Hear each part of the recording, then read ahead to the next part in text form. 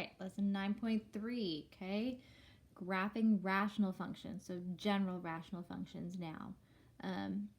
Any equation that has a polynomial in the numerator and the denominator, right? Not just linear now. So I might have an x to the 10th power in the numerator and an x to the 7th power in the denominator.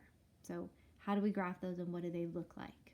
Okay, so first thing, right? What is a simple rational function? Not a simple, general rational function, right? 9.3. So f of x is now defined as p of x over q of x. P and q are just polynomials, right? So we have this really long definition for what a polynomial is.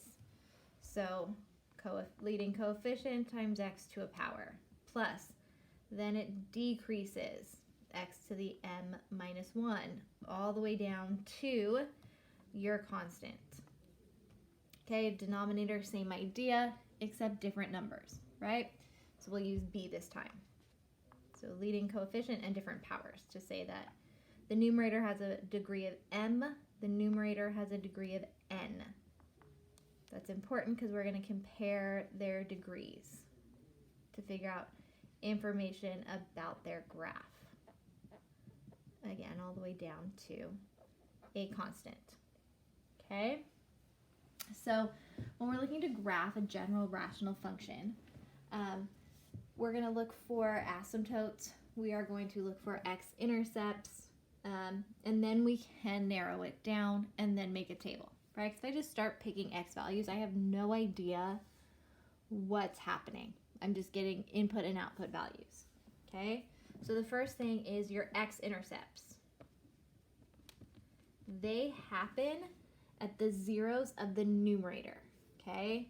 So let p of x equals 0, solve for x. Those are the real zeros of your numerator. Then you're looking at vertical asymptotes, okay? That happens when the denominator is 0. So you're looking for the real zeros of q of x. So let it equal 0 and then solve for x, okay? Those are the zeros of the denominator. Those are your vertical asymptotes. Two important parts of your graph. The third thing you're going to look for is your horizontal asymptotes. Those are dependent upon the degrees of your numerator and the degree of your denominator, okay? It has at most one horizontal asymptote. Could have less than that, but at most, okay?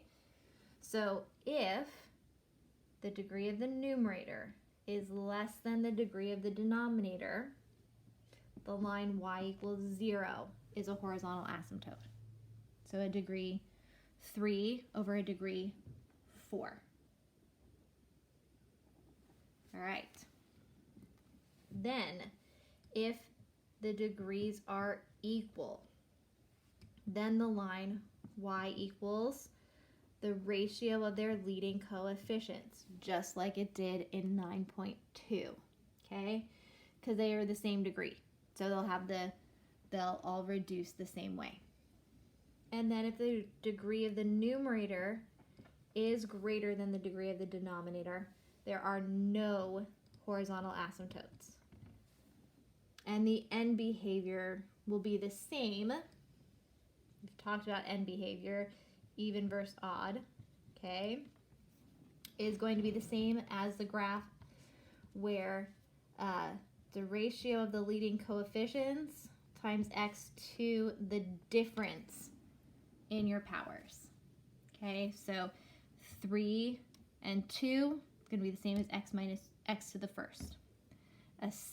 Degree 7 over a degree 4, you would do 7 minus 4, and behavior would be x to the third power. Okay, so that's all of our general rational functions will have this form. Okay, so we're going to look at how we go about graphing some of these. Okay.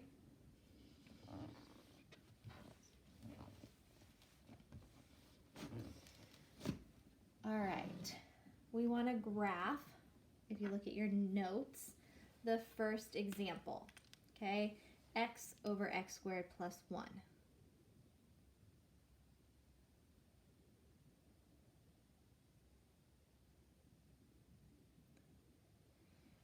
You start with your x-intercepts, then your asymptotes, then make a table. So y equals x over x squared plus 1. Okay?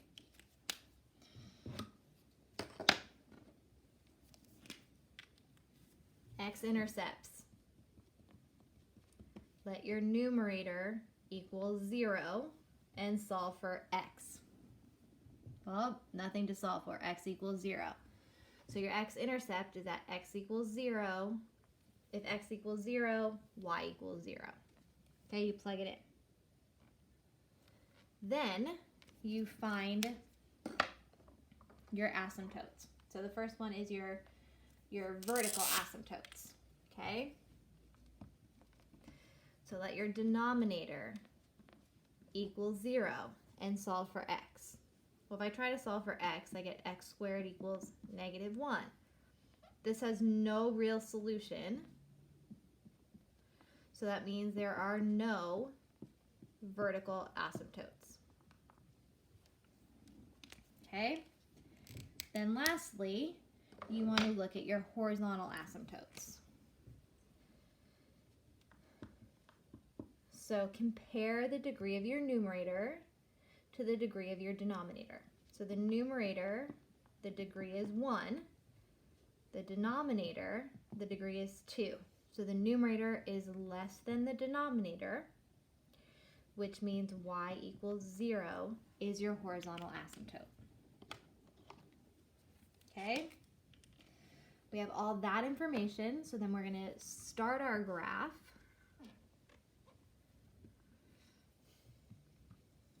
We know we have a y-intercept or an x-intercept of 0, 0.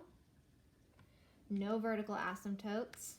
And y equals 0, which is the x-axis, is a horizontal asymptote. Okay? Then we're going to make a table because we don't know what it looks like from here. So pick some x values, find your corresponding y values, right? So -2, -1, because I want a couple over here. I already know when x is 0, and then a couple over here. So 1 and 2. So if x is -2, y is -2/5. If x is -1, y is -1/2. When x is 1, y is 1/2 to 2/5. Okay, you should know how to fill out your table by now. You pick an x value, plug it in, and get your y value. So here's 1 and 2, -1, -2. So 1, 1/2, 2, 2/5. 2/5 is less than 1/2, so it's around here. So it means I'm going from here, hitting this point, and then I know y equals 0 is an asymptote, so I'm coming back and I'm not going to touch or cross the y-axis.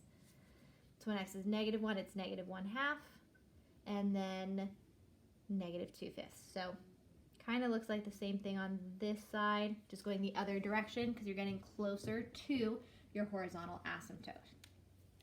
Okay, so that's our graph. Then our domain and range. Okay, this is a unique domain and range. So domain, because the denominator can never equal 0, I have no restrictions on what I can put in for x. So it's all real numbers. Then your range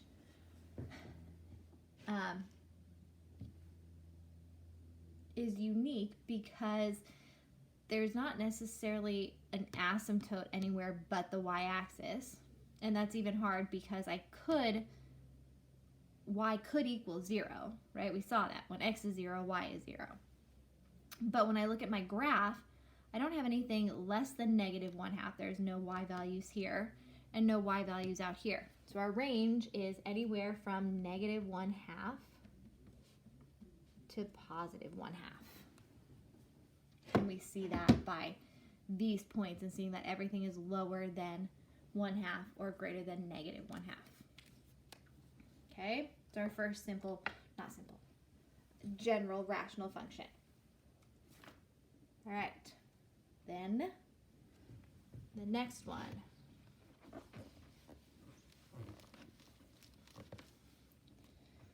We are looking to graph y equals 2x cubed over x cubed minus 1. Okay? All right. X-intercepts.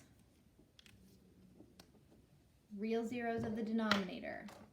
And comparing our degrees. Right? So, x-intercepts. Let your numerator equal 0. So 2x cubed equals 0. Solve for x. Divide by 0, or divide by 2, sorry. And then take the cube root. So when x equals 0, the numerator equals 0. So if x equals 0, we're going to plug it in. We get 0 divided by -1. So our x-intercept happens at 0, 0. Then you want to find your vertical asymptotes. So that happens when the denominator equals 0. So let your denominator equal 0 and solve for x. So x cubed equals 1. Right? So when does what is the cube root of 1?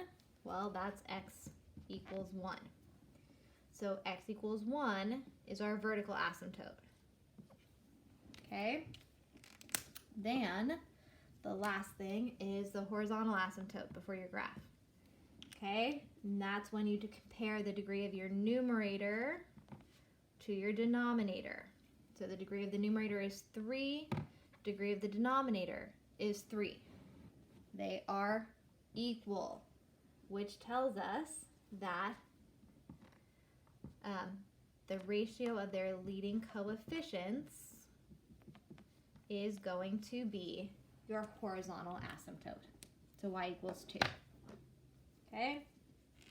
Take that information and put it on your graph. So we know we have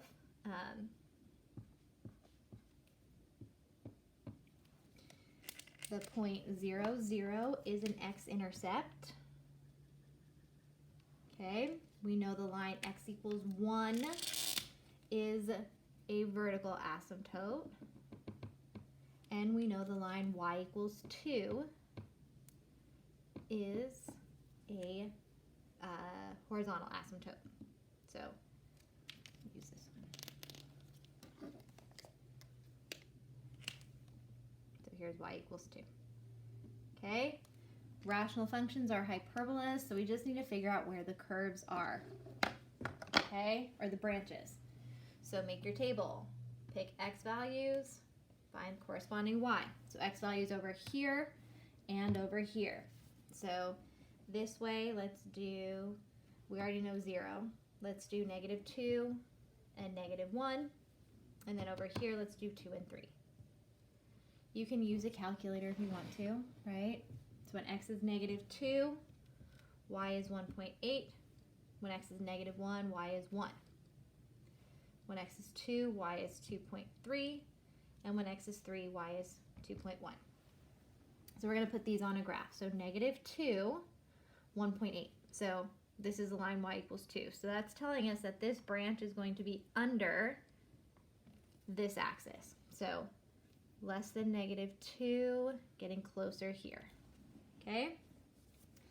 Over here, we need to decide if it's down this way or up here.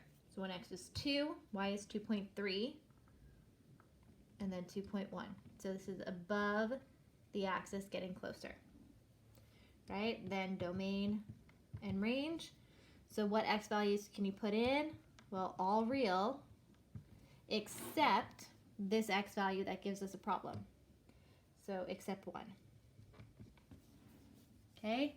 Then range, what y values are we getting out? Well, we're getting out all real numbers except the asymptote. So except 2 would be our domain and range. Okay, and that is graphing general rational functions. In your note, there's one more example. If you have questions on it, you can let me know.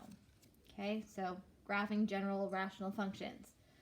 Rational functions in general, right? Doesn't matter if it's simple or not simple.